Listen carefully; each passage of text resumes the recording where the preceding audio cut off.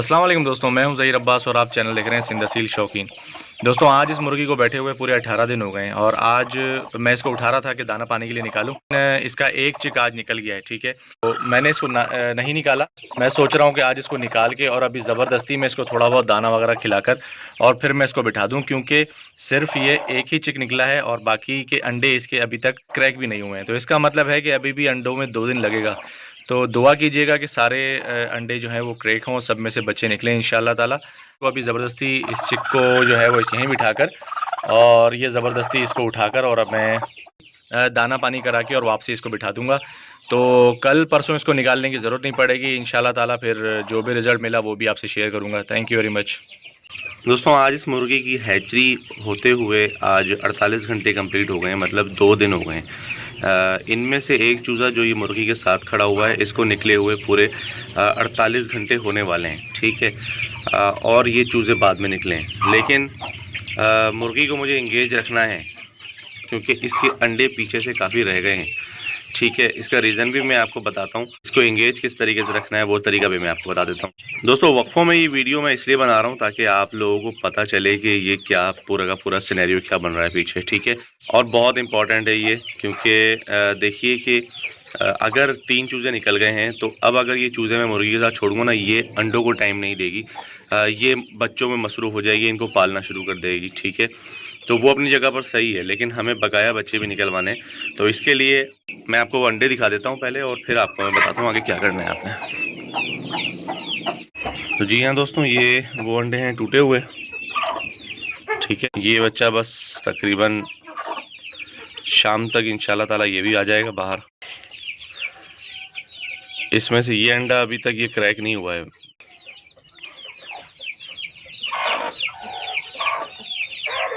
इस अंडे में ये हल्का सा सुराख हुआ है, देखते हैं, अल्लाह मालिक है।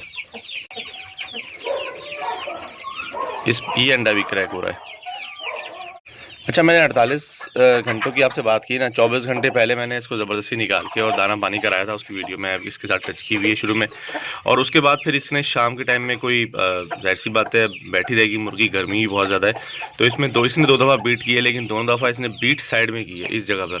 अब तो मैंने सफाई करके साइड में डाल दी है, लेकिन इसने यहाँ साइड में की थी। बच्चे इस तरफ इसके साथ थे और अंडों पर भी कोई इसने टेंशन नहीं दी है, ठीक है।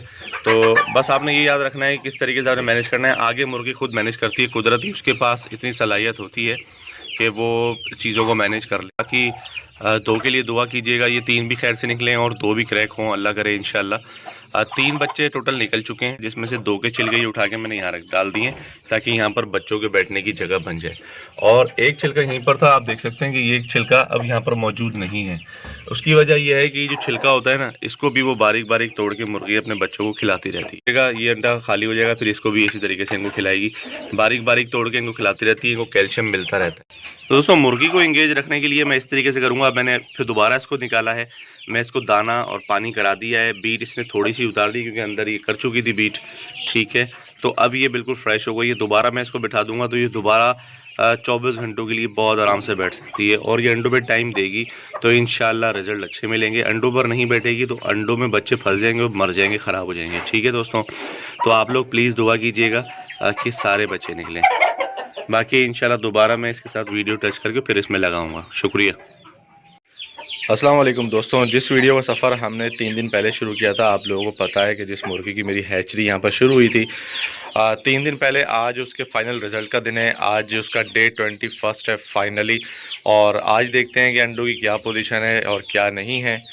सो आपके सामने मैं चेक करता हूँ।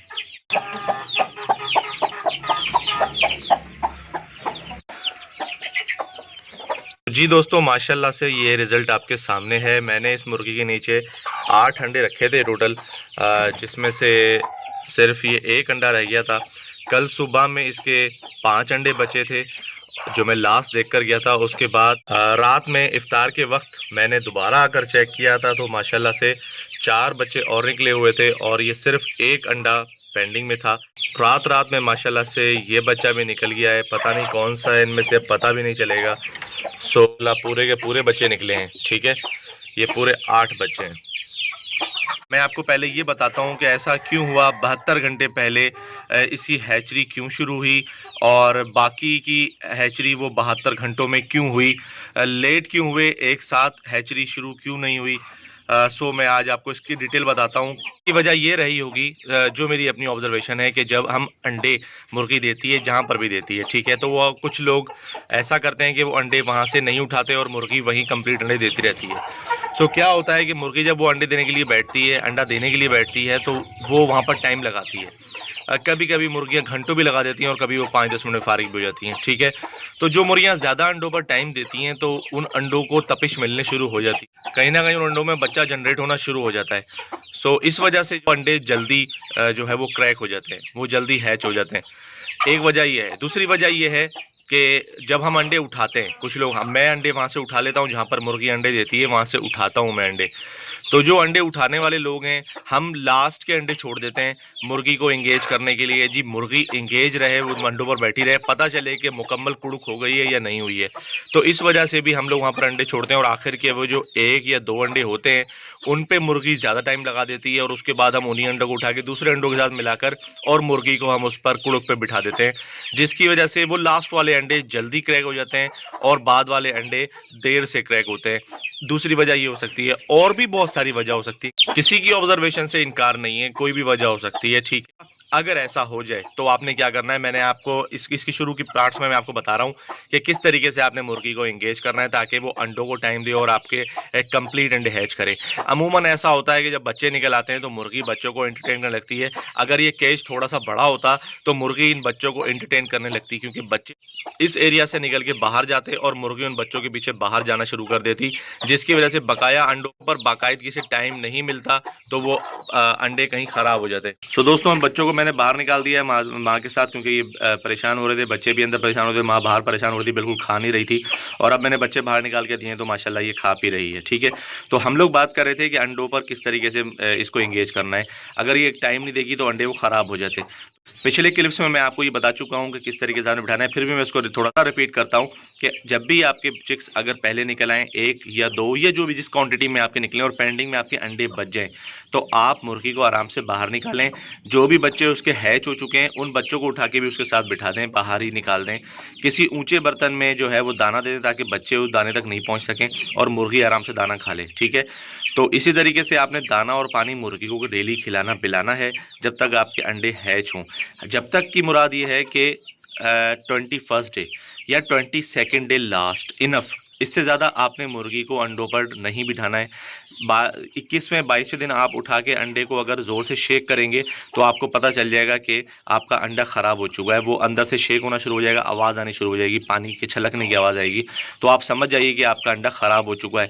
तो उठा के उस अंडे को फेंक दीजिए और अपनी मुर्गी को रेस्ट दीजिए अपने बच्चों को, ताकि वो टाइम दे सके। दोस्तों, ये 2-4 मैंने आपको हैचरिंग टिप्स बताई हैं, किस तरीके से आप 100% हैचरी ले सकते हैं। जी दोस्तों, ये मैंने खुडे की अब सफाई कर दी है। जो मेरा पहला केज होता है, इसको आप मेरा ब्रोडर केज कह सकते हैं, क्योंकि इसमें थोड़ा सा हीट का जो है वो बंदोबस्त किया हुआ है मैंने। तो दोस्तों, मुर्गी को और चूज़ों को अब मैं यहाँ शिफ्ट करने वाला हूँ। अब 72 घंटों से भी ज़्यादा एक चूज़े को तो हो गया है निकले हुए, तो अब उसके लिए फ़ीड करना और ड्रिंक करना बहुत ज़्यादा ज़रूरी है। ज़्यादा नहीं फ़ीड डाली मैंने, कम क्वांटिटी में फ़ीड डाल के और यहाँ मैंने सेट कर दी है। और यहाँ पर ये पानी रखा हुआ है, ये विटामिन और मिनरल सब मिले हुए हैं इसके अंदर। तो अब मैं इसमें मुर्गी और बच्चे शिफ्ट करता हूँ। मैंने इसको यहाँ शिफ्ट कर दिया है केज के अंदर, और जो डब्बे के अंदर मैंने फ़ीड रखी थी, ये डब्बे से मुतमईन नहीं हो रही थी और कहीं परेशान हो रही थी उससे, पता नहीं क्या समझ रही थी उसको फर्स्ट में। तो मैंने वो डब्बा निकाल के, और ये चीज़ें आपने देखनी होंगी अच्छे तरीके से कि मुर्गी और बच्चे किन चीज़ों से डर रहे हैं, किन चीज़ों से मुतमईन हो रहे हैं। अगर आपको कभी भी ऐसा लगे कि मुर्गी या बच्चे मुतमईन नहीं हो रहे हैं, तो आप फौरी तौर पर उस चीज़ को जो है वो चेंज कर दें, तो कोई मसला नहीं है। मैंने वो सिर्फ इसलिए रखा था ताकि मुर्गी पैर ना चलाए, लेकिन मुतमईन नहीं हो रही थी। कुछ दिनों बाद जब ये थोड़े बच्चे बड़े हो जाएंगे तो बाहर निकाल कर और मैं इनमें फ़ीड करा कर और इनको मैं आदत कर दूंगा, तो इंशाल्लाह फिर वो उसमें भी खाएंगे। अब ये बच्चे जो है ना, जब अगर 24 घंटे से पहले आप निकाल के और उनको फ़ीड वगैरह करा रहे हैं, तब तो हमें उनका पेट साफ़ करना पड़ता है, क्योंकि उनके पेट में जो बची हुई जर्दी होती है, तो उस जर्दी को निकालना ज़रूरी होता है पेट से, ठीक है। तो हमने वैसे ही इतनी लेट कर दी है, मैंने 24 से 72 घंटे लगा दिए हैं इनको फीड कराने में, तो ऑलरेडी वो बीटों में इनकी वो सारे के सारे पेट की सफाई हो चुकी है। क्योंकि मीठे पानी से इनको लगेंगे मोशन, ठीक है, तो ये कमज़ोर हो जाएंगे। तो अब मुझे मीठा पानी देने की बिल्कुल ज़रूरत नहीं है, अब ये बस आराम से फीड करेंगे और ये विटामिन का पानी रखा हुआ है, ये पानी पियेंगे। ठीक है दोस्तों, इस केज में जो मुर्गी थी वो मैंने इस केज में मैंने शिफ्ट कर दी है। ठीक है, ये देखिए यहाँ की सेटिंग मैंने ऐसे की है कि ये ऊपर कर दिया है क्योंकि ये कच्चा है। अब ये ज़ाहिर सी बात है पक्के फर्श से निकल के आए हैं तो ये मुसलसल इसमें मट्टी में खेलेंगे, मुझे इल्म था इस बात का। और आप देख सकते हैं अभी भी ये सारे के सारे मट्टी में उथल पुथल कर रहे हैं। ठीक है, तो इससे ये होता है कि पूरा का पूरा पानी ये ख़राब करते, पूरा फीड खराब, पूरी फीड ये ख़राब कर देते। तो जिसकी वजह से मैंने ये फीड भी ऊपर कर दी है और पानी फीड से भी ज़्यादा ऊपर कर दिया, आप देख लीजिए। तो ये इस वजह से कि ताकि इसकी बचत रहे पानी और ये थोड़ा टाइम चल जाए। ठीक है, विटामिन का पानी है जल्दी ख़राब हो जाएगा तो दोबारा मुझे बनाना पड़ जाएगा, तो ये चीज़ें हमें देखनी पड़ती हैं। ठीक है दोस्तों, इसके साथ ही मैं आपको एक और चीज़ बताना चाहूँगा कि मैंने आपको पिछली वीडियो में बताया था कि ये जो नीचे बच्चे थे इनके बारे में मैंने आपको बताया था कि इन बच्चों की माँ की आदत बहुत अच्छी है कि वो इनको टुंगे वुंगे नहीं मारती, मतलब इनको चोंचे वोंचे नहीं मारती। वो ये बैठी हुई है, ठीक है, ये अंडे दे रही है, ये इसके अंडे पड़े हुए हैं यहीं पर दे रही है। ठीक है, ये स्क्रीन जाली में शायद आपको नज़र आ रहे हो।